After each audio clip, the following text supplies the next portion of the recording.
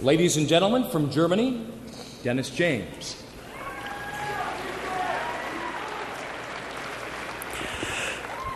Well, as Mike explained, Dennis is here for his 6th Mr. Olympia contest. He did take 8th last year, and I know he had some heavy expectations for improving. In fact, he qualified for this event with a 2nd-place finish earlier this month, and he had said he was saving his best for the Olympia stage.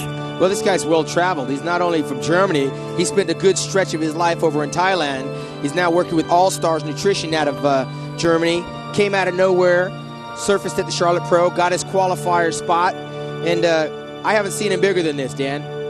Well, there's certainly no shortage of muscle when it comes to Dennis. In fact, Dennis is one of these guys that notoriously peaks days or even weeks prior to an event. He has struggled in recent years to find that perfect formula to enable him to dial in on contest day. Sean, would you say that Dennis is dialed in today? Well, he's the best that he's been on this stage in his 6 tries. Mind you, this guy was 4th a couple of years ago in this bodybuilding competition. I believe he actually looks better now than he did then, which is saying a lot, because in 2 weeks' time, this is a whole other bodybuilder from the one that qualified in Charlotte. Well, he's certainly one of the more popular bodybuilders. In fact, it's interesting in looking at his structure and looking at his traps. Dennis actually explained once that he doesn't even train his traps, and Dennis is what you might describe as one of those freaks when you look at his natural musculature. He's got quite an impressive frame. Well, with all the good things that he has working for his frame, what holds Dennis back is he has a tendency to get a little heavy, lose control of the midsection, which is what the Federation is talking about, penalizing the guys for.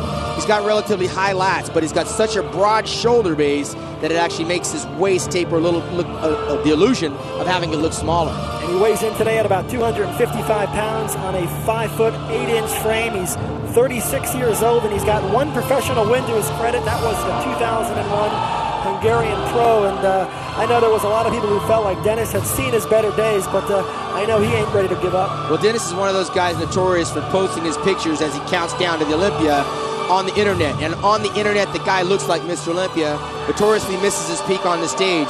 Today, I believe he's replicated his last best performance of 4th place in terms of conditioning. However, that extra conditioning is coming at a price, because he still hasn't got total control over the midsection, and the judges aren't going to miss that. Yeah, in fact, Dennis might really be one of the guys who is singled out with the changes in the judging criteria. We haven't really talked much about it on this telecast, but the IFBB has really worked hard to do whatever they can to detract from the distended midsections.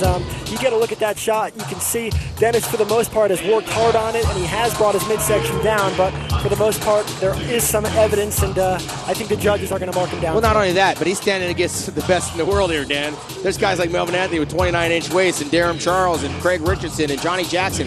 You get next to those guys with that shape, it's going to be hard for Dennis to hold his own. Pound for pound, muscle-wise, he's up there with the rules. He's up there with the Schlierkamps, but he doesn't have the exact total package nailed down, and it's only his 6th time. I'm sure he'll get it together soon.